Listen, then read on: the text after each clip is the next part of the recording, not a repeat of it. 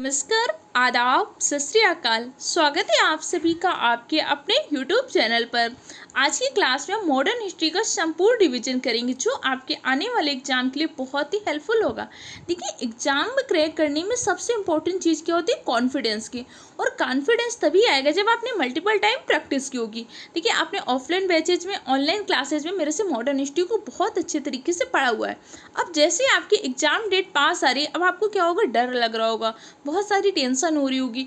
डर लग रहा है तो मतलब आपके साथ पॉजिटिव चीज़ है, आपने पढ़ाई की है तभी आपको डर लग रहा है। अब हमें क्या करना है? इस डर पर विजय पाना है। देखो, योद्धा कौन होता है? योद्धा वो होता है जो कि अभ्यास के मैदान में पसीना बहा ले। जब आप अभ्यास के मैदान में पसीना बहा लोगे ना, तो युद्ध के मैदान में खून नहीं बहाना पड़ेगा। यही आपको करना है कि मल्टीपल टाइम प्रैक्टिस कर लेना, जिससे सारे क्वेश्चन को सॉल्व कर पाएँ। एग्जाम में कोई भी क्वेश्चन आपको टफ ना लगे, पेपर का लेवल मॉडरेट ना लगे। तो देखो, कॉन्फिडेंस के लिए क्या करना है? आपको मल्टीपल टाइम रिवीजन करना है। अब मेरी एक नैतिक जिम्मेदारी बनती है कि आपको मेरे सब्जेक्ट में कॉन्फिडेंस क्रिएट हो। तो इसके लिए मैं मॉडर्न हिस्ट्री का संपूर्ण रिवीजन कराऊंगी। इससे एक तो आपका कम टाइम में रिवीजन हो जाएगा, दूसरी चीज़ क्या होगी कि कुछ पॉइंट ऐसे होंगे जो हो सकता है आपसे रिवीजन में छूट जाए, तो उन सारी चीज़ों को हम रिवीजन कर देंगे। ठीक है, अपनी क्लास को स्टार्ट करते एक मोटिवेशनल कोट के साथ। कर ले सैर दुनिया की वो गालिब, फिर जिंदगानी कहाँ रह गई जिंदगानी, अगर तो फिर नौजवानी कहाँ। देखो, ये टाइम है, इसी टाइम को यूटिलाइज करना। आज हो सकता है कि मन ना कर रहा हो, ये हो सकता है कि आज आपको थकान लग रही हो, या पढ़ने का किसी दिन मन नहीं करेगा, नेचुरल चीज़ है। लेकिन ये याद रखने की ये 20 से 25 दिन ही मेहनत आपको करनी है। अगर आपने 15 से 20 दिन, 20 से 25 दिन मेहनत कर लिया तो वर्दी आपकी होगी। वर्दी अगर आपको जुनून है तो उसके लिए मेहनत आपको करनी पड़ेगी। सफलता कभी भी शॉर्टकट से नहीं मिलती, सफलता के लिए आपको हार्ड वर्क करना पड़ेगा। तो अपनी क्लास को स्टार्ट करते हैं। आप सिर्फ क्लास को सुनिएगा, कोई ज़्यादा स्ट्रेस लेने की ज़रूरत नहीं, कोई टेंशन लेने की ज़रूरत नहीं है। इसकी PDF मैं आपको टेलीग्राम चैनल पे दूंगी, जिसकी लिंक मैंने डिस्क्रिप्शन बॉक्स में डाल दी है। तो स्टार्ट करें अपनी कहानी को। अगर आधुनिक भारत की बात करो तो मेरे शब्दों में आधुनिक भारत का है। स्वतंत्र भारत पहले परतंत्र हुआ और परतंत्र भारत पुनः स्वतंत्र हुआ। यही पूरी कहानी आधुनिक भारत की कहानी है। आपको पता है कि भाई 1600 में क्या हुआ था? 1600 में ईस्ट इंडिया कंपनी का गठन हुआ। ईस्ट इंडिया कंपनी महारानी विक्टोरिया से 15 वर्ष की राजकीय पत्र लेकर भारत में व्यापार करने के उद्देश्य से आती है। अब ये भारत में आते तो व्यापार करने के उद्देश्य से, जैसे इन्होंने भारत की स्थिति को देखा, यहाँ के राजाओं को देखा कि आपस में ही लड़ रहे, तो इनके मत में भारत में क्या हो गया? अपनी सत्ता का विस्तार करने की आकांक्षा ने जन्म लिया। अब जब भारत में अंग्रेज आए तो इस टाइम पे क्या हो गया? त्रिपक्षीय संघर्ष प्रारंभ हुआ। त्रिपक्षीय संघर्ष का मतलब क्या हुआ? एक तरफ तो क्या थे? British company, east India company थी, दूसरी तरफ भारतीय राजा थे, इसके साथ साथ तीसरी तरफ अन्य यूरोपीय कंपनियां थी। तीनों के मत में त्रिपक्षीय संघर्ष होता है, जिसमें अंततः विजय किसको मिल जाती है? ईस्ट इंडिया कंपनी को विजय मिल जाती है। अब देखो, उस टाइम का जो बंगाल का क्षेत्र, बंगाल, बिहार, उड़ीसा एक बहुत ही समृद्ध क्षेत्र था। तो अंग्रेजों के मन में आकांक्षा हुई, उनके मन में लालच आया कि बंगाल को हम हथिया लें। अब बंगाल को ही हथियाने का लालच क्यों आया? पहली बात तो बंगाल बहुत बड़ा क्षेत्रफल था, दूसरा बंगाल का तट, यहाँ से व्यापार करना बहुत सुगम था। अब व्यापार करना जब बहुत सुगम होता तो इन्होंने बंगाल पे अपना राज करने की इच्छा की। तो इसके लिए उन्होंने सबसे पहले क्या किया? 1757 का प्लासी का युद्ध लड़ा। 1757 का प्लासी का युद्ध एक प्रकार का छद्म युद्ध था। 1757 के प्लासी के युद्ध से अंग्रेज क्या हो गए? किंग्स मेकर की भूमिका में आ गए, अर्थात बंगाल के नवाब स्वयं नहीं बन रहे थे, लेकिन अपनी इच्छा के अनुसार व्यक्ति को बंगाल का नवाब बना रहे थे। तो 1757 के प्लासी के युद्ध से अंग्रेज किंग्स मेकर की भूमिका में आ गई। इसके बाद क्या होता है? इसके बाद 1764 का बक्सर का युद्ध होता है। 1764 का बक्सर का युद्ध लड़ा किसने था? ईस्ट इंडिया कंपनी से नेतृत्व किया था हेक्टर मुंडो ने। प्लासी के युद्ध में नेतृत्व किसने किया था? रॉबर्ट क्लाइव ने किया था। 1764 के बक्सर के युद्ध के पश्चात ईस्ट इंडिया कंपनी ने 1765 की संधि करते, 1765 की इलाहाबाद की संधि, 1765 की इलाहाबाद की संधि करने के लिए कौन आता है? Robert Clive. ये वही रॉबर्ट क्लाइव है जिसने 1757 का प्लासी के युद्ध का नेतृत्व किया था। 1764 के बक्सर के युद्ध का नेतृत्व कौन करता है? हेक्टर मुंडो। और 1765 के इलाहाबादी की संधि कौन करता है? इलाहाबाद इलाहाबाद की संधि करने के लिए रॉबर्ट क्लाइव को पुनः बुलाया जाता है। 1765 की इलाहाबाद की संधि के द्वारा ईस्ट इंडिया कंपनी को बंगाल, बिहार और उड़ीसा की दीवानी मिल जाती है। अब जैसे दीवानी मिल जाती है तो रॉबर्ट क्लाइव बंगाल का पहला गवर्नर बनता है और रॉबर्ट क्लाइव ने क्या कर दिया, 1765 की संधि के द्वारा बंगाल में द्वैध शासन व्यवस्था को प्रारंभ कर दिया। देखो अभी आप चीज़ें को याद करने की कोशिश मत करिए, अगर आपने मेरे से ऑफलाइन ऑनलाइन क्लासेस में पढ़ा होगा तो चीज़ें याद होंगी, बस एक बार आप सुनते जाइए। मैं भी बीच बीच में इनका मल्टीपल टाइम रिवीजन कराऊंगी, जैसे ये सीरीज एंड होगी चीज़ें आपको याद होंगी। अभी बस शांति से सुनते जाइए, स्ट्रेस नहीं लेना, बहुत ही रिलैक्स, बहुत ही कूल माइंड से चीज़ों को सुनते रहना है। तो भाई 1765 के इलाहाबाद की संधि के द्वारा बंगाल में क्या होता है, द्वैध शासन व्यवस्था प्रारंभ होती है और रॉबर्ट क्लाइव क्या होता है, बंगाल का पहला गवर्नर बन जाता है। इसके बाद आपको 1773 का रेगुलेटिंग एक्ट आता है। 1773 के रेगुलेटिंग एक्ट से क्या होता है, वारेन हेस्टिंग बंगाल का गवर्नर जनरल बन जाता है।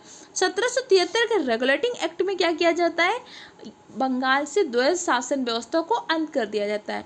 तो बंगाल में द्वैध शासन व्यवस्था का अंत किसने किया, वारेन हेस्टिंग ने। बंगाल में द्वैध शासन व्यवस्था को प्रारंभ किसने किया, रॉबर्ट क्लाइव ने। रॉबर्ट क्लाइव ने किस संधि के द्वारा, 1765 की इलाहाबाद की संधि के द्वारा बंगाल में रॉबर्ट क्लाइव ने द्वैध शासन व्यवस्था को प्रारंभ किया। द्वैध शासन व्यवस्था का अंत किसने किया, Warren Hasting. Warren Hasting Bengal का पहला गवर्नर जनरल बन जाता है।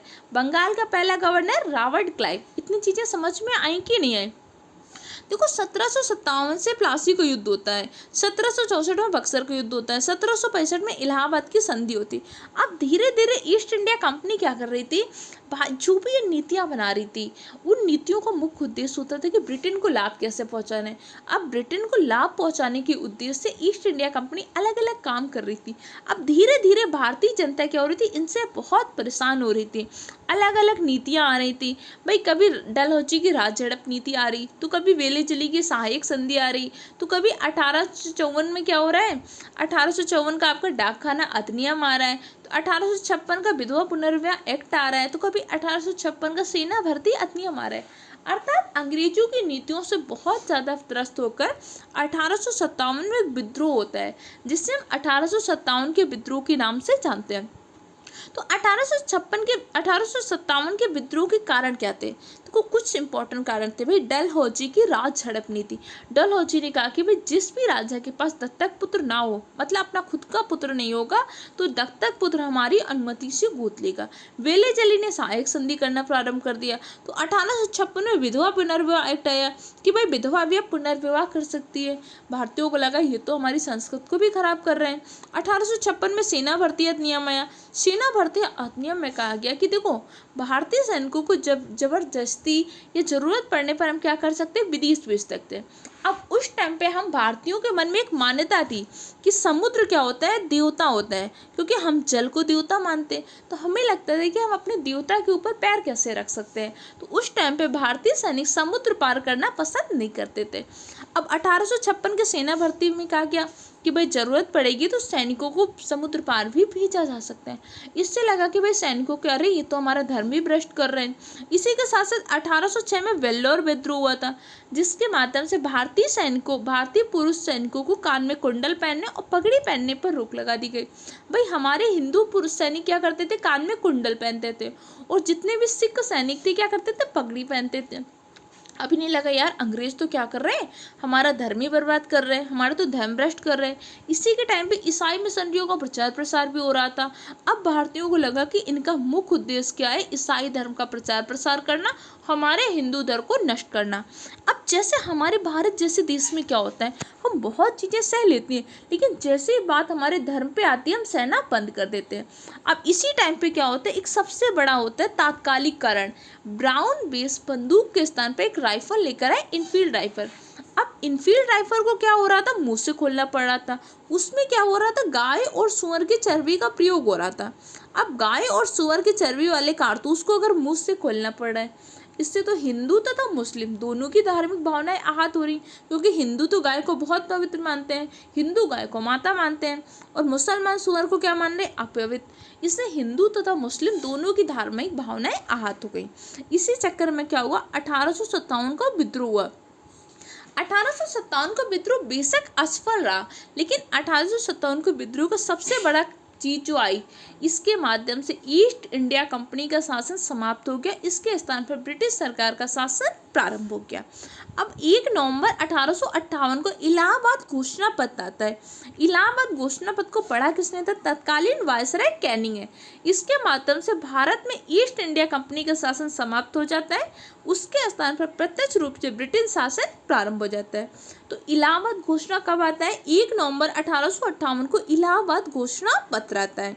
अभी हम 1857 के विद्रोह को फिर से पढ़ेंगे, परेशान नहीं होना, हर चीज को मल्टीपल टाइम रिवीजन करेंगे, बस आप थोड़ी मेहनत कर लीजिएगा। एक बात याद रखिएगा, कोई भी वैकेंसी होगी, अब मान लीजिए पुलिस एग्जाम, अभी आपका एग्जाम लगा हुआ है, ठीक है। अब वैकेंसी कितनी है? पुलिस एग्जाम में वैकेंसी है 60,000 और फॉर्म कितने पड़े हैं? 50 लाख। अब इसमें आपको पता है 49.5 लाख बच्चे तो पहले ही इस कंपटीशन से बाहर होंगे, वो सिलेक्ट नहीं होंगे। अब ये आपको डिसाइड करना होगा। देखो बात मेरी कड़वी लगेगी लेकिन सच बात यही है। अब ये आपको डिसाइड करना है कि आपका नाम किस पीडीएफ में आए, 60,000 की पीडीएफ में है कि 50 लाख की। अगर आपको अपना नाम 60,000 की पीडीएफ में लाना है तो आपको नॉर्मल तरीके से नहीं पढ़ना होगा, आपको पेपर पैटर्न समझना होगा, एग्जामिनर का अप्रोच समझना होगा, उसके बाद मेहनत करनी होगी। जो आप कई बार ना आपको लगता है कि एक रील्स देख ले और एक रील कब 1 घंटा में बदल जाती, नहीं समझ में आता। मेहनत करो, कूल रहिए, काम रहिए, बस मेहनत जरूर करिए। तो इतना समझ में आया कि नहीं आया? 1 नवंबर 1858 का इलाहाबाद घोषणा पत्र आता है। इलाहाबाद घोषणा पत्र की मुख्य घोषणा क्या थी? ईस्ट इंडिया कंपनी का शासन समाप्त होता है, उसके स्थान पर डायरेक्ट ब्रिटिश शासन का प्रारंभ होता है। इलाहाबाद घोषणा पत्र में उस टाइम पे महारानी कौन थी? विक्टोरिया थी। इलाहाबाद घोषणा पत्र को पढ़ता कौन है? कैनिंग। और कैनिंग क्या होते हैं? भारत के प्रथम वायसराय बन जाते हैं। देखो सबसे पहले बंगाल का पहला गवर्नर कौन बनता है? बंगाल का पहला गवर्नर बनता है आपका रॉबर्ट क्लाइव। बंगाल का पहला गवर्नर जनरल कौन बनता है? वारेन हेस्टिंग बंगाल के पहले गवर्नर जनरल बनते हैं। भारत के पहले गवर्नर जनरल कौन बनते हैं? विलियम बेंटिक भारत के पहले गवर्नर जनरल बनते हैं। भारत के पहले वायसराय कौन बनते हैं? Lord Canning. स्वतंत्र भारत के प्रथम गवर्नर जनरल कौन बनते हैं? लॉर्ड माउंटबेटन बनते हैं। स्वतंत्र भारत के प्रथम भारतीय गवर्नर जनरल कौन बनते हैं? सी राजगोपालाचारी। इतना याद रखिएगा। क्लियर हो गया? अब 1 नवंबर 1858 को इलाहाबाद घोषणा पत्र के माध्यम से ईस्ट इंडिया कंपनी का शासन समाप्त होता है, उनके स्थान पर डायरेक्ट ब्रिटिश सरकार का शासन प्रारंभ होता है। इसी के साथ भारत राज्य सचिव पद का सृजन किया गया। उनकी सहायता के लिए 15 सदस्यीय काउंसिल की स्थापना हुई। अब देखो क्या हुआ था, अभी तक तो ईस्ट इंडिया कंपनी का शासन चल रहा था, तो कंपनी अपने गवर्नर बना रही थी, गवर्नर जनरल बना रही थी। अब कहा गया कि भाई कंपनी का शासन नहीं होगा, कंपनी के स्थान पर शासन किसको होगा? ब्रिटिश शासन का, ब्रिटिश क्राउन का। अब ब्रिटेन क्राउन की हेड कौन है? महारानी विक्टोरिया। अब भाई महारानी विक्टोरिया तो ब्रिटेन में बैठी हैं। अब महारानी विक्टोरिया ब्रिटेन से भारत की अगर सत्ता चला रहे हैं तो उन्हें कोई इन्फॉर्मेशन लेनी तो किससे लेंगे? ऐसा तो नहीं कि भारत की जनता से पूछेंगे भाई क्या करना है, कैसे नियम कानून बनाए। तो उन्होंने एक पद बनाया भारत राज्य सचिव। भारत राज्य सचिव महारानी विक्टोरिया का प्रतिनिधि था, जो कहाँ पे बैठता था? भारत में। अगर आपको भारत की स्थिति के बारे में जानकारी लेनी तो भारत में रहना होगा कि नहीं रहना होगा। अब महारानी विक्टोरिया तो ब्रिटेन छोड़ के आने से रही, तो भारत राज्य सचिव के पद का सृजन किया गया, जो महारानी विक्टोरिया के प्रतिनिधि के रूप में भारत में बैठता था। अब ये काम कैसे करे, व्यवस्था कैसे चलाए? अब महारानी विक्टोरिया को कोई सूचना लेनी तो किससे लेंगी? भारत राज्य सचिव से। तो इसकी सहायता के लिए 15 सदस्यीय काउंसिल की भी स्थापना हुई। इस बात का उल्लेख किसमें? इलाहाबाद घोषणा पत्र। कब आया था? 1 नवंबर 1858 को। इलाहाबाद घोषणा पत्र को पढ़ा किसने था? कैनिंग ने। भारत का प्रथम वायसराय कौन है? कैनिंग। अब इसी के साथ साथ इलाहाबाद घोषणा पत्र में क्या हो जाता है? भारत के गवर्नर जनरल को क्या बना दिया गया? भारत का वायसराय। भारत का पहला वायसराय कौन बनता है? कैनिंग। चीजों को मल्टीपल टाइम रिवाइज कराऊंगी, बस आप चीजों को बस सुनते जाइएगा। कैनिंग पहला वायसराय बनता है। तो बंगाल का पहला गवर्नर कौन था? Robert Clive. बंगाल का पहला governor general Warren Hasting. Bharat का पहला governor general William Bentinck. Bharat का प्रथम वायसराय कैनिंग। स्वतंत्र भारत का प्रथम गवर्नर जनरल माउंटबेटन। स्वतंत्र भारत का प्रथम भारतीय गवर्नर जनरल सी राजगोपालाचारी। इतनी चीजें याद हुई कि नहीं हुई? अब इसी के समय पे क्या हुआ था? ये 1857 का विद्रोह क्या था? देखो 1857 के विद्रोह का एक डिटेल वीडियो सफलता सीरीज के अंतर्गत पड़ा हुआ है, उसको आप चाहें तो देख लीजिएगा। 1857 का विद्रोह, 1857 का विद्रोह का कारण क्या था? पहली बात तो 1857 के विद्रोह के कारण थे अंग्रेजों की नीतियाँ।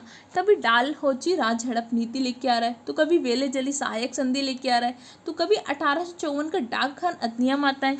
1854 के डाकघर अधिनियम में क्या होता है? पहले भारतीय सैनिकों को क्या होता था? फ्री डाक की सुविधा, फ्री लेटर भेजने की सुविधा मिलती थी।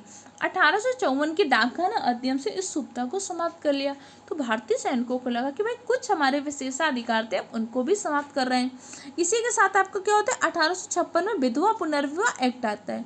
अब जैसे विधवा पुनर्विवाह की बात है, तो इन्हें क्या लगा कि यार हमारे समाज में क्या होता है, विधवाओं का पुनर्विवाह नहीं होता था, तो लगा ये तो हमारी संस्कृति भी खराब कर रहे हैं। तो इन सब कारणों से 1857 का विद्रोह हुआ। 1857 के विद्रोह को तात्कालिक कारण क्या था? ब्राउन बेस बंदूक के स्थान पर एनफील्ड राइफल, ये तात्कालिक कारण था।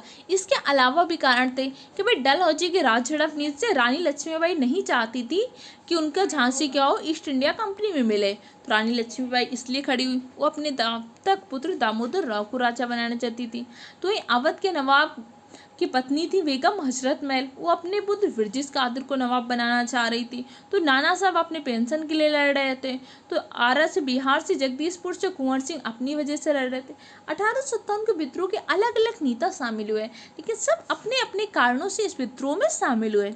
तो 1857 के विद्रोह के प्रमुख स्थल कौन थे? वहाँ के दमनकर्ता अधिकारी कौन थे? देखो दिल्ली से नेतृत्व किसने किया था? बहादुर शाह जफर ने किया था। दिल्ली में विद्रोह का दमन किसने किया था? निकोलसन और हडसन ने। लखनऊ से बेगम हजरत महल अवध के नवाब वाजिद अली शाह की पत्नी थी। इन्होंने अपने अल्पवयस्क पुत्र विरजिस कादिर को अवध का नवाब घोषित किया था और स्वयं 1857 के विद्रोह में भाग लिया था। लखनऊ में विद्रोह का दमन किसने किया था? लखनऊ में विद्रोह का दमन किया था आपके कैंपबेल ने। कानपुर से नाना साहब और तात्या टोपे थे। कानपुर में विद्रोह को दमन किया था कैंपबेल और हैवलॉक ने। झांसी से रानी लक्ष्मीबाई और विद्रोह को दमन किया था ह्यूरोज ने। ह्यूरोज ने अपनी आत्मकथा में विद्रोहियों में अकेला मर्द रानी लक्ष्मीबाई को कहा था। इलाहाबाद से लियाकत अली, दमन किसने किया था? कर्नल नील ने। बनारस में किसी खास नेता का नाम नहीं आता, वहाँ पे आम विद्रोह हुआ था, लेकिन 1857 का विद्रोह बनारस में हुआ था। दमन वहाँ पे किसने किया था? कर्नल नील ने। बिहार से कुंवर सिंह ने किया था और दमन किया था विलियम टेलर ने। पंजाब में भी किसी का नाम नहीं आता, पंजाब में बहुत कम मात्रा में हुआ था, लेकिन थोड़ा बहुत हुआ था, और वहाँ पे जाके दमन किया था जॉन लॉरेंस ने। फतेहपुर से अजी मुल्ला ने किया था, वहाँ पे विद्रोह का दमन किसने किया था? दमन किया था जनरल रेनार्ड ने। फैजाबाद से किया था मौलवी अहमदुल्ला ने और दमन किया था जनरल हिला ने। बरेली से खान बहादुर खान ने, दमन किया था विंसेंट अय्यर ने। ये आपके एग्जाम पॉइंट ऑफ व्यू से बहुत इंपॉर्टेंट है। तो भाई 1857 के विद्रोह के अलग अलग कारण थे। 1857 का विद्रोह को नेता किसको घोषित किया गया था? बहादुर शाह जफर द्वितीय को 1857 के विद्रोह का नेता। 1857 के विद्रोह का प्रतीक चिन्ह क्या था? कमल और रोटी 1857 के विद्रोह का प्रतीक चिन्ह था। 1857 के विद्रोह के समय ब्रिटेन के प्रधानमंत्री कौन थे? पॉम ईस्टर्न। 1857 के विद्रोह के समय भारत का गवर्नर जनरल कौन था? कैनिंग। यही कैनिंग बाद में भारत का प्रथम वायसराय भी बन जाता है। अब 1857 के विद्रोह में जैसे रानी लक्ष्मीबाई, अब रानी लक्ष्मीबाई क्यों शामिल हुई थी? क्योंकि झांसी को कंपनी में विलय नहीं करना चाहती थी, अपने दत्तक पुत्र दामोदर राव को झांसी का राजा बनाना चाहती थी। तो आपकी बेगम हजरत महल क्यों शामिल हुई? अवध के नवाब थे। अवध के नवाब कौन थे? वाजिद अली शाह। देखो अवध में क्या हुआ था? 1856 में कुशासन का आरोप लगाकर अवध को हड़प लिया था। तो बेगम हजरत महल ने क्या किया था? अपने अल्पवयस्क पुत्र विरजिस कादिर को अवध को नवाब घोषित किया। स्वयं 1857 के विद्रोह में शामिल हुई थी। बेगम हजरत महल को महक परी के नाम से भी जानते हैं। रानी लक्ष्मीबाई का वास्तविक नाम था मणिकर्णिका, इन्हें मनु और छबीली नामों से भी जानते हैं। रानी लक्ष्मीबाई को जन्म कहाँ पे हुआ था? काशी में हुआ था। इनका पालन पोषण कानपुर के बिठूर में हुआ था और रानी लक्ष्मीबाई का विवाह झांसी के राजा गंगाधर राव से हुआ था। इनका दत्तक पुत्र कौन था? दामोदर था। रानी लक्ष्मीबाई के बारे में ह्यूरोज ने अपनी आत्मकथा में इन्हें विद्रोहियों में अकेला मर्द कहा था। तात्या टोपे का वास्तविक नाम क्या था? रामचंद्र पांडुरंग। इन्होंने कानपुर से विद्रोह का नेतृत्व किया था। नाना साहब का वास्तविक नाम क्या था? धोंदूबन। इन्होंने भी कानपुर से नेतृत्व किया था। अब रानी लक्ष्मीबाई का नेतृत्व जब ग्वालियर में कर रही थी, उस टाइम पे तात्या टोपे ने भी क्या किया था? रानी लक्ष्मीबाई का साथ दिया था। तात्या टोपे का नाम कानपुर से और ग्वालियर दोनों जगह से देखने को मिलता है। अब देखो 1857 के विद्रोह में अलग अलग लोगों ने अलग अलग कथन कहे। कुछ इंपॉर्टेंट कथन आपके एग्जाम में पूछे जा सकते हैं, जैसे बेंजामिन डिसरेली, इन्होंने 1857 के विद्रोह को कहा कि ये ना राष्ट्रीय विद्रोह था ना कि सिपाही विद्रोह। उन्होंने कहा कि ये एक राष्ट्रीय विद्रोह था, सिपाही विद्रोह नहीं था। 1857 के विद्रोह को लोग क्या कहते थे? सैन्य विद्रोह। अच्छा, 1857 का विद्रोह कैसे सैन्य विद्रोह है? तो भाई भारत में पहला सैन्य विद्रोह कब हुआ था? 1806 का वेल्लोर विद्रोह पहला सैन्य विद्रोह था। 1806 का वेल्लोर विद्रोह क्यों हुआ था? भारतीय सैनिकों के कुंडल और पगड़ी पहनने पर रोक लगाने के कारण, जो कि प्रथम सैन्य विद्रोह था। आरसी मजूमदार ने कहा कि देखो ना ही प्रथम था, ना ही राष्ट्रीय था, ना ही स्वतंत्रता संग्राम था। उन्होंने कहा पहले भी सेना विद्रोह है, कोई राष्ट्रीय विद्रोह नहीं था, किसी का एक लक्ष्य नहीं था और ना ही स्वतंत्रता संग्राम था। कोई स्वतंत्रता के लिए नहीं लड़ा था, सब अपने अपने कारणों से लड़े थे। टी.आर. होम्स ने क्या किया? टी.आर. होम्स ने इसे सभ्यता और बर्बरता के मध्य का संघर्ष कहा। तो जॉन लॉरेंस ने क्या कहा? जॉन लॉरेंस ने कहा कि एक सिपाही विद्रोह था। जेम्स आउटरम ने क्या कहा? जेम्स आउटरम ने कहा कि अंग्रेजों के विरुद्ध हिंदू और मुसलमानों का षड्यंत्र था। इसी आउटरम की रिपोर्ट को आधार बनाकर अवध पे कुशासन का आरोप लगाकर अवध को हड़पा गया था। अवध के नवाब कौन थे? वाजिद अली शाह। वाजिद अली शाह की पत्नी कौन थी? बेगम हजरत महल, जिन्हें हम महक परी के नाम से भी जानते हैं। बेगम हजरत महल ने 1857 के विद्रोह में कहाँ से नेतृत्व किया था? तो लखनऊ से किया था। लखनऊ में विद्रोह का दमन किसने किया था? कैंपबेल ने किया था। देखो, अगर हो सकता है कि आपने सारी चीज़ें नहीं पढ़ी हो तो थोड़ी सी टफ लग रही होगी, ये क्लास थोड़ी सी आपको बोरिंग भी लग रही होगी, क्योंकि अभी हम क्या कर रहे हैं, चीज़ों को फैक्ट पे ज़्यादा ध्यान दे रहे हैं, बहुत सारी डिटेल पे डिस्कस नहीं कर रहे हैं, क्योंकि एग्जाम टाइम में कम टाइम में आपको पूरे फैक्ट का रिवीजन कराना है। इसी तरीके से इकोनॉमिक्स की भी आ रही है, पॉलिटी की भी आ रही है। अगर आपने इन सारी वीडियोज़ को देख लिया और वीडियो कैसा लग रहा है इसका फीडबैक भी जरूर दीजिएगा। और इसके बाद ये PDF आपको टेलीग्राम चैनल पे मिल जाएगी। ऑफलाइन क्लासेस में मैं आपको इसकी प्रिंट आउट प्रोवाइड करूँगी। इतना पढ़कर जाइएगा, एग्जाम में अगर GK GS ना फंसे तो आप इस वीडियो में कमेंट करके बताइएगा। बस पढ़ के इतने पॉइंट को रट कर जाइएगा। अब 1857 के विद्रोह के ऊपर कुछ पुस्तकें भी बनी थी जो अक्सर पूछी जाती। पहली पुस्तक थी the Indian war of independence, किसकी पुस्तक है? VD सावरकर की। 1857 द ग्रेट रिवॉल्ट किसकी पुस्तक है? अशोक मेहता की। द सिपाही म्यूटिनी एंड रिवॉल्ट ऑफ 1857 किसकी है? RC मजूमदार की। 1857 SN सेन की बुक है। इसके अलावा कुछ और बुकें थी, जैसे कि फर्स्ट वॉर ऑफ इंडिपेंडेंस किसकी है? विनायक दामोदर सावरकर की, VD सावरकर की है। द ग्रेट रिबेलियन किसकी पुस्तक है? अशोक मेहता की। सिपाही mutiny and revolt of 1857 RC Majumdar की बुक है। 1857 किसकी बुक है? SN सेन। SN सेन 1857 के विद्रोह के सरकारी इतिहासकार भी थे। रिबेलियन 1857 PC जोशी की किताब है। History of Indian mutiny TR Holmes की किताब है। College of Indian mutiny sir Syed Ahmad Khan की किताब है, जो 1857 की क्रांति पर आधारित पुस्तकें हैं। क्लियर हो गया?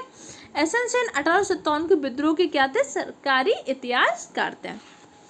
1857 का विद्रोह, 1857 के विद्रोह के कुछ इंपॉर्टेंट पॉइंट और याद कर लीजिए। देखो, 1857 का विद्रोह सबसे पहले मंगल पांडे को एक पारसी व्यापारी ने बताया कि जिस कारतूस का आप प्रयोग कर रहे हैं ना, इस कारतूस में पता है आपको गाय और सुअर की चर्बी लगी हुई है। पहले तो मंगल पांडे ने अपने अधिकारियों से कहा कि देखिए, हमने सुना है कि इस कारतूस में क्या है, गाय और सुअर की चर्बी लगी है। अंग्रेज अधिकारियों ने कहा नहीं, ये मात्र अफवाह है। इसके बाद उस पारसी व्यापारी जो पहले अंग्रेजों के साथ काम करता था, अंग्रेजों ने उसे निकाल दिया था, अब वो अंग्रेजों से बदला लेना चाहता था। वो मंगल पांडे को क्या लेके गया? एक बुलिस शस्त्रागार में, बुलिस शस्त्रागार जहाँ पे कारतूस बन रहे थे, कहाँ पे स्थित है? बंगाल में। दिखाया कि देखो, इसमें गाय और सुअर की चर्बी का प्रयोग हो रहा है कि नहीं हो रहा है। जैसे मंगल पांडे ने देखा कि यार सच में इसमें तो गाय और सुअर की चर्बी का प्रयोग हो रहा है, मंगल पांडे को बहुत गुस्सा आया। वो जैसे ही आए, मंगल पांडे 34वीं नेटिव इन्फेंट्री बैरकपुर छावनी के सिपाही थे। मंगल पांडे ने अपने 2 अधिकारियों की हत्या कर दी। जैसे मंगल पांडे ने अपने 2 अधिकारियों की हत्या कर दी, 8 अप्रैल 1857 को क्या हुआ? मंगल पांडे को फांसी की सजा दे दी गई। 29 मार्च 1857 को मंगल पांडे ने अपने 2 अधिकारियों की हत्या की। 8 अप्रैल 1857 को मंगल पांडे को फांसी की सजा। मंगल पांडे उत्तर प्रदेश के बलिया के निवासी थी। अब जैसे मंगल पांडे की फांसी की सजा होती है, भैया मेरठ के सिपाहियों ने विद्रोह कर दिया। अब जैसे मेरठ के 10,000 सिपाहियों को इन्होंने क्या कर दिया? जॉब से निकाल दिया। जैसे ये बात हुई तो भाई और भड़क गई लोगों के मन में। पहले मंगल पांडे की फांसी, दूसरा मेरठ के सिपाहियों के साथ ऐसा बर्ताव। अब क्या हुआ है, विद्रोह करना चाहते थे। अब विद्रोह की डेट हमने फिक्स किया कि हम 31 मई 1857 को क्या करेंगे, विद्रोह करेंगे। लेकिन हमारा विद्रोह क्या होगा, समय से पहले ही 10 मई 1857 को ही प्रारंभ हो गया। ये भी एक हमारे विद्रोह की असफलता का कारण था कि जो हमने डेट फिक्स किया था, अगर हम एक साथ हर जगह से विद्रोह करते तो शायद अंग्रेजों को उतना टाइम नहीं मिलता दमन कर पाए। लेकिन हमने अलग अलग टाइम पे, कभी झांसी में स्टार्ट हो रहा है तो कभी कानपुर में। वो कानपुर, जैसे आप कैंपबेल को देखो, कैंपबेल ने अलग अलग जगहों पे विद्रोह का दमन किया। लखनऊ में भी कर रहा है, कानपुर में, क्योंकि उनको टाइम मिल गया था। भाई लखनऊ से दमन करके आ रहा तो उसके बाद आप कानपुर में स्टार्ट कर रहे थे, तो वही आके कानपुर में उसे पता चल गया था कि भाई विद्रोहियों का दमन कैसे करना है। अगर हम 1857 के विद्रोह को एक साथ स्टार्ट कर देते तो शायद अंग्रेजों को उतना टाइम नहीं मिलता। दूसरा क्या था, 1857 का नेता हमने घोषित किया था बहादुर शाह जफर को। लेकिन बहादुर शाह जफर क्या थे, काफ़ी वृद्ध थे, तो उनमें उतना वो नहीं था, वो पूरा नेतृत्व कुशल नहीं कर पाए थे। हंस इसके अलावा भाई 1857 के विद्रोह में बख्त खां सेनापति थे। बख्त खां ने बेशक बहुत ही कुशल नेतृत्व किया था। 1857 के विद्रोह के सेनापति थे बख्त खां, बहुत कुशल नेतृत्व किया था बख्त खां ने। लेकिन फिर भी एक आपस में कम्युनिकेशन उतना बेटर तरीके से नहीं हो पाया। हमारे पास अंग्रेजों के अकॉर्डिंग उतने आधुनिक शास्त्र नहीं थे, अंग्रेजों के पास सेना ज़्यादा थी, हमारे पास उतनी सेना नहीं थी। और बहुत सारे हमारे राजाओं ने, जमींदारों ने अंग्रेजों को साथ दिया। ग्वालियर के सिंधिया अंग्रेजों को साथ दे रहे थे, या अलग अलग लोग अंग्रेजों को साथ दे रहे थे। इस कारण हमारा 1857 का विद्रोह क्या हो जाता है, असफल हो जाता है। क्लियर हो गया। अब अन्य महत्वपूर्ण विद्रोह, 1857 तो विद्रोह हो गया, ये आप सबको याद भी होता है। लेकिन अब एग्जाम का पैटर्न चेंज हुआ है, कुछ अन्य महत्वपूर्ण विद्रोह। तो देखो आपके पुलिस एग्जाम में जो भी क्वेश्चन पूछेंगे, इसके साथ साथ अभी मैंने आपके यूपी पीसीएस प्री का, लोअर सबऑर्डिनेट का, इसके अलावा अभी एक साल में जितने भी एग्जाम हुए, अगर उनमें से कोई क्वेश्चन पूछा गया तो उन सारी चीज़ों को संकलन किया है, ताकि सारी चीज़ें आपके लिए बहुत ही हेल्पफुल रहेंगे। अन्य महत्वपूर्ण विद्रोह भाई 1770 से 1820 में सन्यासी विद्रोह होता है, जिसका नेतृत्व मंजू शाह और देवी चौधरानी ने किया। 1776 से 77 में फकीर विद्रोह होता है। 1817 से 1825 में पाइका विद्रोह होता है, जो कि उड़ीसा में होता है। 1828 से 33 में अहोम विद्रोह होता है, जो कि असम में होता है। 38 से 57 में फराची विद्रोह होता है, जो कि बंगाल में। ये विद्रोह क्यों हुए, इनका कारण क्या था, ये आपसे नहीं पूछता, सिर्फ ये विद्रोह पूछ लेता है किस क्षेत्र में हुआ, और कुछ के पूछ लेता है नेतृत्व किसने किया। जिनके पूछता है वो मैंने आपको लिख दिया है। 1840 और 42 में क्या हुआ, कूका आंदोलन हुआ, जिसका नेतृत्व किया था भगत जवाहर मेल ने किया था। इसी के साथ साथ कुछ और विद्रोह देख लो भाई। फकीर विद्रोह, सन्यासी विद्रोह कब हुआ था, सन्यासी विद्रोह बिहार बंगाल के क्षेत्र में केना सरकार ने नेतृत्व किया था 1760 से 1800 में। फकीर विद्रोह बंगाल में होता है, नेतृत्व करते हैं मचून शाह चिराग अली 1776 से 77 के मध्य। वेलुथम्पी ट्रावणकोर में क्या होता है विद्रोह 1808 से 9 के मध्य। भील विद्रोह पश्चिमी घाट में होता है, नेतृत्व करते हैं सेवाराम 1825 से 1831 के मध्य में। रामोसी विद्रोह कहाँ पे होता है, महाराष्ट्र में होता है, नेतृत्व किसने किया था, चित्तर सिंह ने और नरसिंह ने 1822 से 29 के मध्य में। अहोम विद्रोह असम में होता है, नेतृत्व करते हैं गोमदर कंवर, कब होता है 1828 में। बहावी आंदोलन उत्तर प्रदेश और भारत के क्षेत्र में होता है, सैयद अहमद बरेलवी ने किया था। कोल विद्रोह आपके छोटा नागपुर पठार के क्षेत्र में होता है, बुद्धो भगत और गंगा नारायण ने नेतृत्व किया था 1831-32 के बीच में। खासी विद्रोह असम में होता है, नेतृत्व करते हैं तीरथ सिंह 1829 से 33 के बीच में होता है। संताल विद्रोह आपका बंगाल बिहार क्षेत्र में होता है, नेतृत्व करते हैं सिद्धू और कौनी 1855-56 में। मुंडा विद्रोह बिहार में हुआ था, नेतृत्व किया था बिरसा मुंडा ने 1899 से। बिरसा मुंडा की जयंती को ही आदिवासी दिवस के रूप में मनाते हैं, इसलिए ये इंपॉर्टेंट है, ध्यान रखिएगा। नील विद्रोह कहाँ पे होता है, पश्चिम बंगाल में। दिगंबर विश्वास विष्णु विश्वास ने नेतृत्व किया था 1859 से 60 के बीच में। पावना विद्रोह कहाँ पे हुआ था, पावना बंगाल के क्षेत्र में होता है, ईशान चंद्र राय और शंभू पाल ने नेतृत्व किया 73 से 76। मोपला विद्रोह मालाबार क्षेत्र में होता, अली मुसरियार ने। कूका आंदोलन पंजाब में भगत जवाहर मल ने किया था, रंपा आंध्र प्रदेश में सीताराम राजू ने, ताना भगत बिहार में नेतृत्व किया था आपके जतरा भगत ने। तेभागा आंदोलन आपके बंगाल में होता है, कंपा राम सिंह और भवन सिंह ने 1946 के बीच में। देखो ये आप सबके लिए बहुत इंपॉर्टेंट है, इन विद्रोह को 1 से 2 बार सुन लीजिएगा। हो सकता है अभी आपको लग रहा हो यार मुझे तो कुछ नहीं याद हो रहा है, लेकिन जब एग्जाम में ऑप्शन आएंगे अब वीडियो को 1 से 2 बार सुनिए। जब आप फ्री बैठे हो, जब पढ़ने का मन नहीं, आप वीडियो को लगाइए, सुनते जाइए। जब आप इधर उधर से कुछ और काम कर रहे हैं, जो टाइम पे आप रील्स देख रहे हो ना, उस टाइम पे वीडियो को सुन लीजिए, क्योंकि यही टाइम है आपको यूटिलाइज करना होगा। अब सिलेक्शन लेना है कि आपको फिर से तैयारी करनी है, ये आप पे डिपेंड करेगा। तो आप मेहनत तो करनी पड़ेगी। ऐसा नहीं कि आज नहीं करनी पड़ेगी तो कल नहीं करनी पड़ेगी, करनी पड़ेगी भाई। लाइफ तो आपको तब भी चलानी ना, छूको परसेंट तो तब भी करना होगा, मेहनत तो तब भी करनी पड़ेगी। गवर्नमेंट जॉब की तैयारी करोगे, प्राइवेट जॉब में करोगे, मेहनत तब भी पड़ेगी। अब ये आपको डिसाइड करना है कि ये 1 महीने मेहनत करनी है कि अगले पूरी लाइफ मेहनत करनी है। तो बस मेहनत करिए। और ये दुनिया ऐसी है ना, सिर्फ आपके संघर्ष को तभी मानेगी जब आप सफल होगे। ये संघर्ष भी उसी का स्वीकारती है जिसके हिस्से सफलता आती है। आज आप लाख मेहनत कर रहे हो, कोई आपसे नहीं कहेगा कि हाँ तुम तो बहुत मेहनत कर रहे हो। ऊपर से लोग कहते हैं अरे लाइब्रेरी जाके करते क्या हो, बैठे ही तो रहते हो आराम से, लाइब्रेरी में क्या करते हो, आराम ही तो कर रहे हो। कोचिंग जाने में क्या दिक्कत है, पढ़ने में क्या दिक्कत है। अभी कल आपका सिलेक्शन हो जाएगा तो यही लोग कहेंगे हाँ वो देखो लाइब्रेरी जाता था, वो लाइब्रेरी जाती थी, 5-5 6-6 घंटे पढ़ती रहती थी, लगातार पढ़ती थी, मुझे तो पता था इसका सिलेक्शन होगा। तो ये दुनिया ऐसी ही है, आपको तभी आपके संघर्ष को मानेगी जब आपके हिस्से सफलता आएगी। देखो ये आपको पता है कि आप मेहनत कर रहे हो कि नहीं कर रहे हो। कम से कम अपनी नज़रें मिलाकर आप कह सको कि मैंने पूरी मेहनत की थी। 1844 में क्या होता है, गडकरी विद्रोह होता है महाराष्ट्र में। 1834 से 29 में कौन सा, कित्तूर चेन्नम्मा विद्रोह। 31-32 में कोल विद्रोह होता है जिसका नेतृत्व किसने किया था, बुद्धू भगत ने किया था। 1855-56 में क्या हुआ, संथाल विद्रोह हुआ, नेतृत्व सिद्धू और कान्हू ने। तो 2 बार रिवाइज करा रही हूँ, चीज़ें याद करनी पड़ेंगी। 1899 से 1900 में मुंडा विद्रोह होता है, नेतृत्व किया था बिरसा मुंडा ने। 1767 में चुआर विद्रोह होता है। 1827 से 33 में खासी विद्रोह मेघालय में। 1859-60 में क्या होता है, नील विद्रोह बंगाल में। दीनबंधु मित्र की किताब थी नील दर्पण। नील दर्पण में इन्होंने क्या किया था, नील विद्रोह का उल्लेख किया था। ये आपका नील विद्रोह का चित्र है। नील विद्रोह हो क्यों रहा था, यहाँ पे क्या हो रहा था, जबरदस्ती नील की खेती करा रहे थे। अब नील विद्रोह में आपको कई बार क्या होता है, 1917 का चंपारण सत्याग्रह आता है। 1917 में चंपारण सत्याग्रह भी तिनकटिया प्रथा नील की खेती के लिए हुआ था। लेकिन इससे पहले भी हमारे बंगाल क्षेत्र में नील विद्रोह बहुत पहले से हो चुका है। अब भाई नील विद्रोह का कारण क्या था, तो कुछ जबरदस्ती नील की खेती करवाते थे और एक तो बहुत कम पैसा देते थे। अब इससे क्या हो रहा था कि नील के विद्रोह करने से क्या कारण क्या था, अगर आप जबरदस्ती नील करवा रहे खेती, एक तो पैसा कम दे रहे हो, दूसरा क्या होता है 2 से 3 बार नील की खेती करने पर क्या हो जा रहा था, वो कृषि बंजर हो जाती थी। तो इसलिए भारतीय कृषक नील की खेती करना नहीं चाह रहे थे। नील विद्रोह का नेतृत्व किसने किया था, कमेंट सेक्शन में आंसर दीजिएगा। 1873-76 में पावना विद्रोह होता है जिसका नेतृत्व करते हैं ईश्वर चंद्र राय और केशव चंद्र सेन ने। 1874-75 में कौन सा विद्रोह होता है, दक्कन विद्रोह। कहाँ पे होता है, महाराष्ट्र में।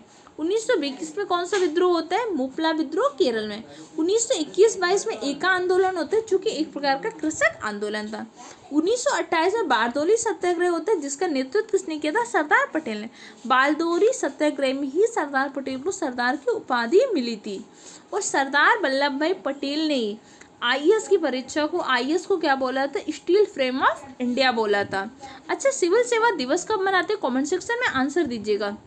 देखो सिविल सेवा दिवस कब मनाते हैं, सबसे पहले आपका 17 अप्रैल को हम क्या मनाते हैं, हीमोफीलिया दिवस। 19 अप्रैल को कौन सा दिवस मनाते हैं, 19 अप्रैल को हम यकृत दिवस के रूप में मनाते हैं। 21 अप्रैल को कौन सा दिवस मनाते हैं, 21 अप्रैल को हम सिविल सेवा दिवस के रूप में मनाते हैं। 23 अप्रैल को विश्व पुस्तक कॉपीराइट दिवस के रूप में मनाते हैं। 24 अप्रैल को पंचायत दिवस मनाते हैं। 25 अप्रैल को मलेरिया दिवस मनाते हैं। 1 अप्रैल को हम कौन सा दिवस मनाते हैं, उड़ीसा उत्कल दिवस। 2 अप्रैल को कौन सा दिवस मनाते हैं, ऑटिज्म दिवस के रूप में मनाते हैं। याद हो गया ना, अब चलो आगे फिर से पढ़ लें। 1878 में क्या होता है, भारतीय शस्त्र एक्ट, आर्म्स एक्ट आता है। 1878 में लिटन के कार्यकाल में आर्म्स एक्ट आता है। अब इस आर्म्स एक्ट में क्या बोला गया, अब कहा गया कि भारतीय अपनी स्वरक्षा के लिए भी क्या कर सकते हैं, शस्त्र नहीं लग सकते। अब देखो, अब अंग्रेज क्या कर सकते हैं, तमंचे पे डिस्को कर सकते हैं, अंग्रेज शस्त्र रख सकते हैं, लेकिन भारतीय अपनी आत्मरक्षा के लिए भी शस्त्र रखने पे मनाही हुई। कौन लाया था, 1878 में लिटन भाई साहब लेके आए थे। और लिटन भाई साहब ने इससे काम करने में कम नहीं हुए। 1878 में वर्नाकुलर प्रेस एक्ट आया। वर्नाकुलर प्रेस एक्ट में क्या किया, गैर अंग्रेजी भाषा के पत्र अगर आप अंग्रेज सरकार के विरोध में लिख रहे तो उसको प्रतिबंध कर दिया। वर्नाकुलर प्रेस एक्ट के द्वारा प्रतिबंधित होने वाली पहली पत्रिका थी सोम प्रकाश, जिसका प्रतिपादन कौन करते थे? ईश्वरचंद्र विद्यासागर। ईश्वरचंद्र विद्यासागर ने विधवा पुनर्विवाह का समर्थन किया था। अभी लट्टन ने दो काम तो बहुत बुरे कर दिए। पहला काम बुरा क्या किया? 1878 का शस्त्र लेके आया। बोला कोई भी भारतीय क्या कर सकते हो, शस्त्र नहीं रख सकते हो। इससे भी उसका मन नहीं भरा, तो 1878 में क्या हुआ? वर्नाकुलर प्रश्न लेके आया। उसने कहा अच्छा गैर अंग्रेजी भाषा में सरकार के विरोध में लिख रहे हो, आपका हम क्या करेंगे? प्रेस से जब्त कर लेंगे। इसके बाद इसने एक और कांड कर दिया। उसने कहा सिविल सेवा आयु की परीक्षा 21 वर्ष से घटाकर 19 वर्ष। अरे भाई 19 वर्ष में तो हमारे यहाँ के लोगों को IAS का फुल फॉर्म नहीं पता होता, और आपने क्या कर दिया? सिविल सेवा की आयु को घटाकर 21 से 19 वर्ष। लिटन बाई साहब के 3 काले कारनामे याद रहेंगे कि नहीं? पहला तीसरा कारनामा क्या था? सिविल सेवा की आयु को 21 वर्ष से घटाकर 19 वर्ष। दूसरा 1878 का वर्नाकुलर प्रेस एक्ट किसके समय पे आता है? लिटन के। 1878 का भारतीय शस्त्र एक्ट आर्म्स एक्ट किसके समय पे आता है? लिटन के। ये तीनों क्या थे? लिटन भाई साहब के काले कारनामे थे। अच्छा लिटन ने जितना बुरा काम किया भारत ने, लिटन के सारे पापों को प्रायश्चित किया था रिपन भाई साहब ने। रिपन भाई साहब ने लिटन के सारे कामों को प्रायश्चित कर दिया। लिटन भाई साहब कब से कब तक रहते हैं? 1876 से 80 तक लिटन भाई साहब रहते हैं। अच्छा लिटन के टाइम पे पता है क्या होता है? पहले दिल्ली दरबार का गठन भी 1877 में लिटन के कार्यकाल पे होता है। भारत में 3 दिल्ली दरबार का गठन होता है। पहला दिल्ली दरबार का गठन कब होता है? 1877 में। कौन होता है? लिटन भाई साहब। 1877 के प्रथम दिल्ली दरबार में क्या होता है? महारानी विक्टोरिया को केसरी हिंद की उपाधि दी जाती है। दूसरा दिल्ली दरबार का गठन कब होता है? 1903 में।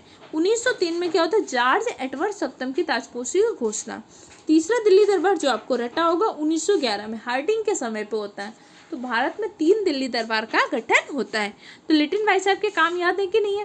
पहला भाई प्रथम दिल्ली दरबार का गठन 1877 में लिटन भाई साहब ने। दूसरा काम क्या था? दिल्ली अफगान युद्ध 1878 के 80 के बीच में, उस टाइम पे भी कौन था? लिटन भाई साहब थे। वर्नाकुलर प्रेस एक्ट व आर्म्स एक्ट किसके टाइम पे? लिटन भाई साहब के टाइम पे। याद रहेंगे कि नहीं रहेंगे? चलो भाई आगे पढ़ लेते हैं। अगर आपने लिटन भाई साहब के बारे में पढ़ा है तो कुछ और चीजें पढ़ लें क्या? 1781 में वॉरेन हेस्टिंग ने कलकत्ता मदरसा की स्थापना की थी। 1784 में विलियम जोन्स ने एशियाटिक सोसाइटी ऑफ बंगाल की स्थापना की। विलियम जोन्स ने कालिदास का नाटक था अभिज्ञान शाकुंतलम का अंग्रेजी भाषा में अनुवाद किया। देखो एशियाटिक सोसाइटी ऑफ बंगाल काम क्या कर रही थी? भारत की अच्छी अच्छी पुस्तकों को पढ़ रही थी, उसका क्या कर रही थी? अंग्रेजी भाषा में या अन्य भाषाओं में अनुवाद कर रही थी। एशियाटिक सोसाइटी ऑफ बंगाल की स्थापना किसने किया था? विलियम जोन्स ने। अच्छा बात कालिदास की आई तो कालिदास की कुछ प्रमुख रचनाएं पढ़ लें क्या? हाँ जी बिल्कुल, इतना पढ़ा है तो थोड़ा और पढ़ लो भाई। माल विकास मित्रम हिंदी में भी हेल्पफुल करेगा। देखो आपको इंटीग्रेटेड मेथड से पढ़ा रहे, जहाँ पे जो चीज़ें आ रही सारी चीज़ें याद करा रहे। ये क्लास आपके सिलेक्शन में बहुत इंपॉर्टेंट होगी। आपके एग्जाम में कितना हेल्पफुल रही क्लास, इसी वीडियो के कमेंट में लिखिएगा। वीडियो कैसी लग रही है, मेहनत कैसी लग रही है। सबसे इम्पोर्टेंट चीज़ क्या होगा कि भाई आपके जो एग्जाम के पहले के लीक पेपर हुए, मैंने उन पेपर को देखा, फिर यूपी पुलिस के पेपर को देखा।